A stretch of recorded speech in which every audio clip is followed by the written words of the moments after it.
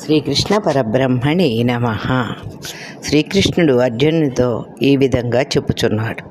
నచ వేదోదితం సర్వం సర్వస్య ఉపాదేయం.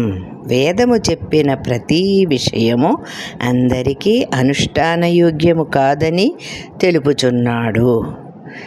దప్పికగొన్నవాడు పరిపూర్ణమైన జలాశయమున తనకు అవసరమైన నీటిని మాత్రమే తీసుకొనున్నట్లు వేదాంగములు తెలిసిన బ్రాహ్మణుడు సమస్త వేదముల నుండి తనకు అవసరమైనంత వరకే పరిగ్రహించును. పాఠశారుల కొరకు త్రవ్వించబడిన దిగుడు బావిలో నీరు సమృద్ధముగా నున్నను దప్పికగొన్నవాడు తనకవసరమైన నీటిని మాత్రమే తీసుకొనును, కానీ ఆ బావిలోనున్న నీటినంతయు తీసుకొనడు. అట్లే వేదాంగవేత్త అయిన బ్రాహ్మణుడు మోక్ష సాధనముగా వేదములో చెప్పిన దానిని మాత్రమే స్వీకరింపవలెను, కానీ అనవసరమైన దానిని స్వీకరింపరాదు. సత్వగుణము గల ముముక్షువు వేదము నుండి గ్రహింపవలసిన విషయములను తెలుపుచున్నాడు. నీవు కర్మనాచరింపవలసినదే, కానీ కర్మఫలమును మాత్రము ఆశింపకుము.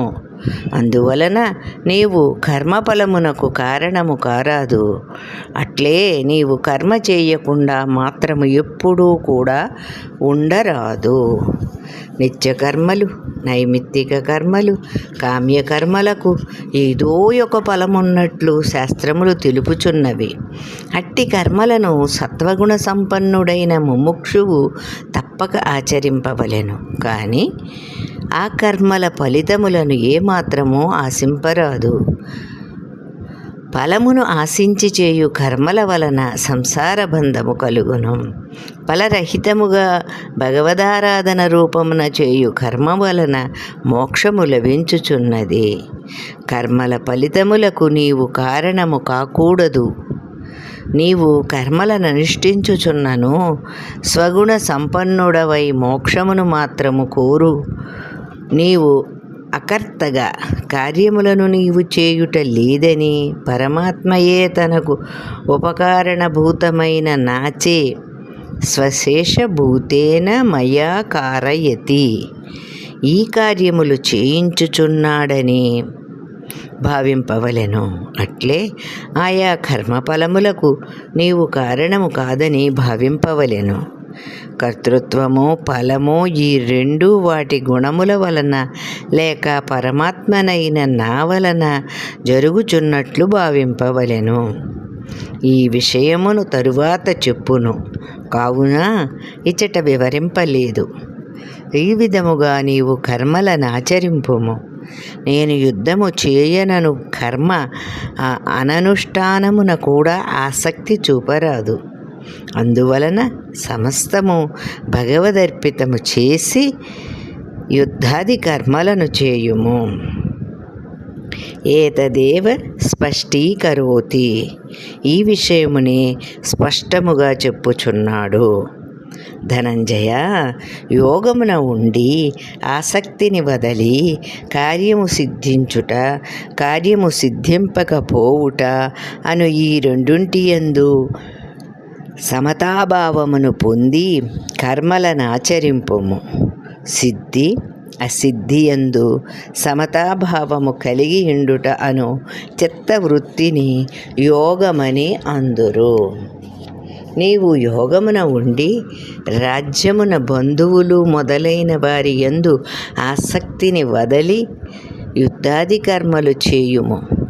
జయము పరాజయము అను కర్మ ఫలితమును సమానముగా భావింపుము. ఇచ్చట యోగ శబ్దమునకు సిద్ధుల విషయమున సమత్వమని అర్థము చెప్పుకొనవలెను. సిద్ధి అసిద్ధి విషయమున సమానముగా ఉండు చిత్తావస్థను ఇచ్చట యోగమందురు.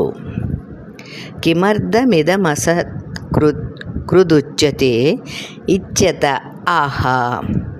ఈ విషయమునే పలుమార్లు ఎందుకు చెప్పుచున్నావను ప్రశ్నకు సమాధానముగా ఇట్లు చెప్పుచున్నాడు. సిద్ధి అసిద్ధులను సమముగా చూచు బుద్ధియోగముతో చేయు కర్మల కంటే ఇతరమైన కామ్యకర్మ మిక్కిలి నికృష్టమైనది. కావున సమత్వ బుద్ధి మాత్రము కోరుకొమ్ము. ఫలాపేక్షతో కర్మలను ఆచరించువారు దీనులై నిత్య సంసారులగుదురు. ప్రధాన ఫలమును త్యాగము చేయు అవాంతర ఫలము యొక్క సిద్ధి అసిద్ధులందు సమానముగా ఉండు బుద్ధి యోగముతో కర్మలు చేయుట కంటే ఇతరమైన కామ్యకర్మ అతి నికృష్టమైనది.